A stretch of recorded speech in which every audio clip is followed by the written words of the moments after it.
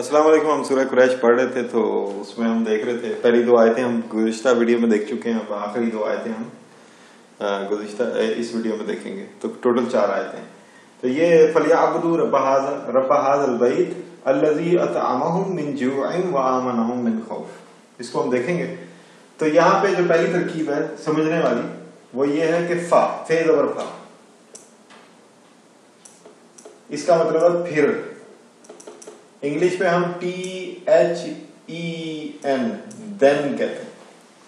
ये एक कभी आप किसी अरबी को बोलते हुए देखें, मतलब कोई कहानी सुना रहा है तो वो आपको कहेगा कि मैंने ये किया, फा फिर ये किया, यानी वो हम कहते हैं ना कि मैं कराची गया, फिर मैंने ये किया, फिर मैंने ये किया, जो फिर की जो गिरदान है वो फा फा फा बोल के वो लोग करते हैं। तो ये फा अब याद कर लें, फे ज़बर फा, फा का मतलब फिर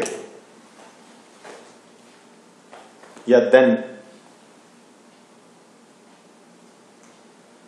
अब आगे लाम ज़बर ला।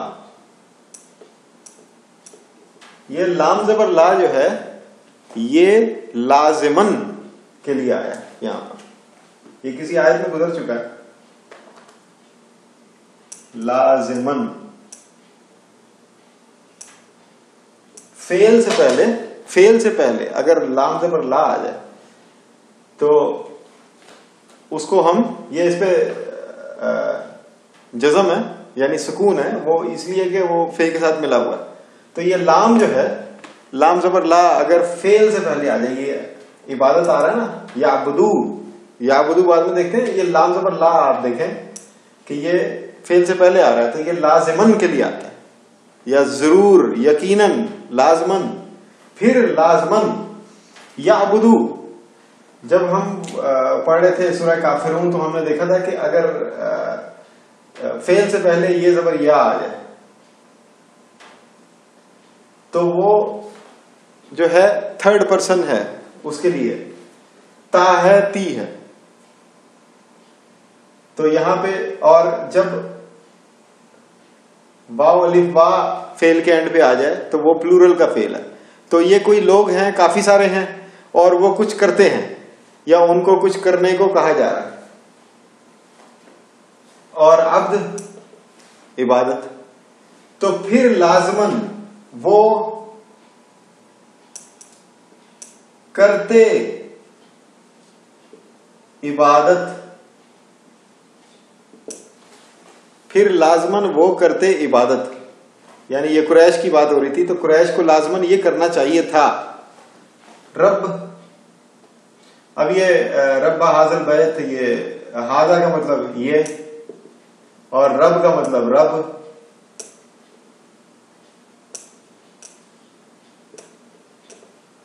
और बैत घर को कहते हैं। तो फिर लाजमन वो इबादत करते इस घर के रब की। तो रब का जो एक मतलब है वो ये भी है, इसका तर्जुमा, उसका मानी जो है डिक्शनरी में आप देखें तो रब का एक मानी वो भी है कि मालिक को भी रब कहते हैं। तो वो रब्बुल बैत, घर का मालिक। रब्बे काबा एक कसम है अरबी में कि रब्बे काबा की कसम, रब्बे काबा की कसम, ये कसम है अरबी में। तो रब मालिक के लिए भी आता है, ये मालिक के मायनों में आया कि बैत का मालिक। बैत क्या है? घर कौन सा? खाना काबा। ये खाना काबा के लिए बैत आया।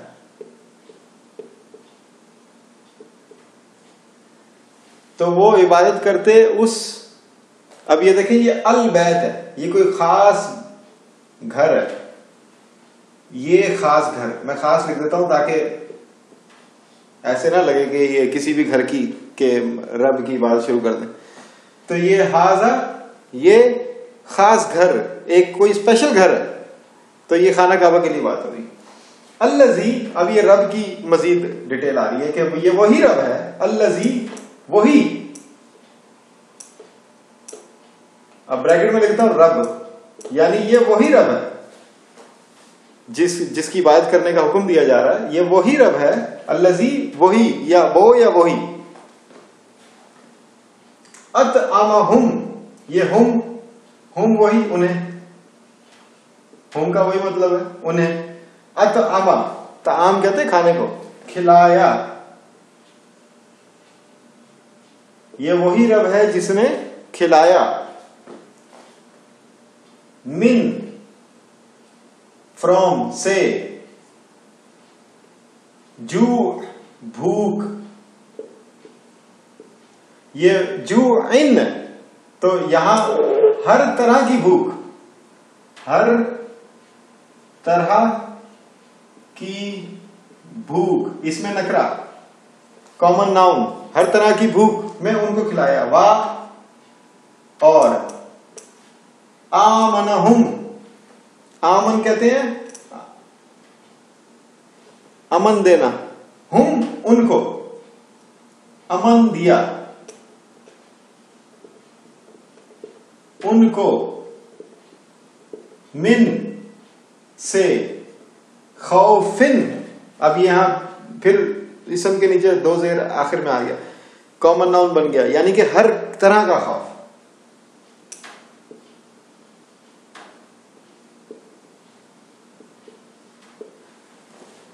تو کیا اس کا ترجمہ بنے گا کہ یہ وہی، پھر انہیں چاہیے کہ لازماً رب البیت یعنی خانہ کعبہ کے رب کی عبادت کریں، خانہ کعبہ کے مالک کی عبادت کریں.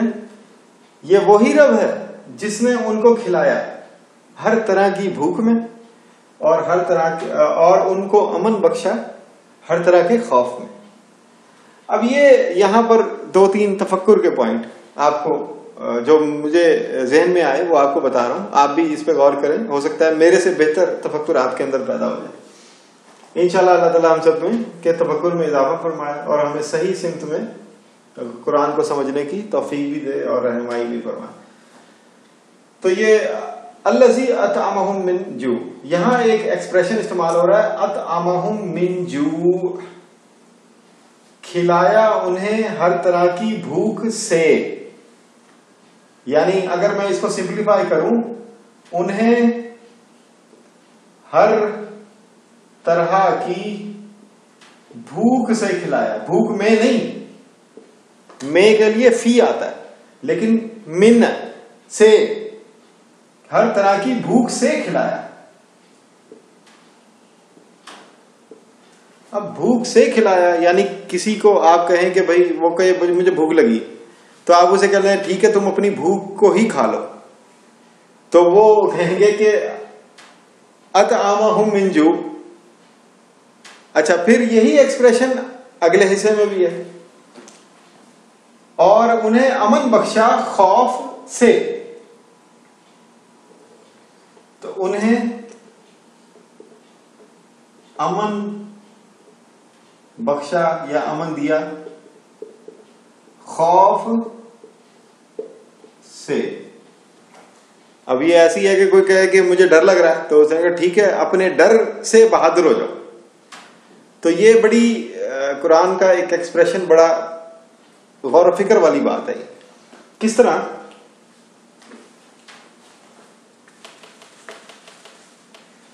اللہ تعالیٰ فرماتے ہیں کہ میں نے ہر چیز کے دو جوڑے بنائے،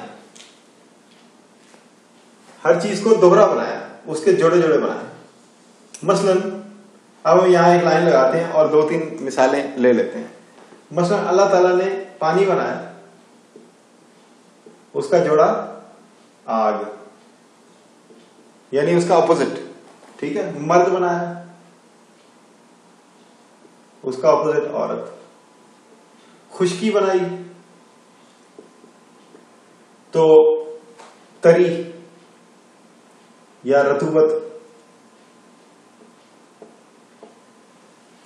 بھوک بنائی تو اس کا الٹ غذا، وہ بھی بنا دی. اللہ تعالیٰ نے گرمی بنائی تو سردی بنا دی. اور اللہ تعالیٰ نے اگر خوف بنایا تو امن و امان بنا دیا.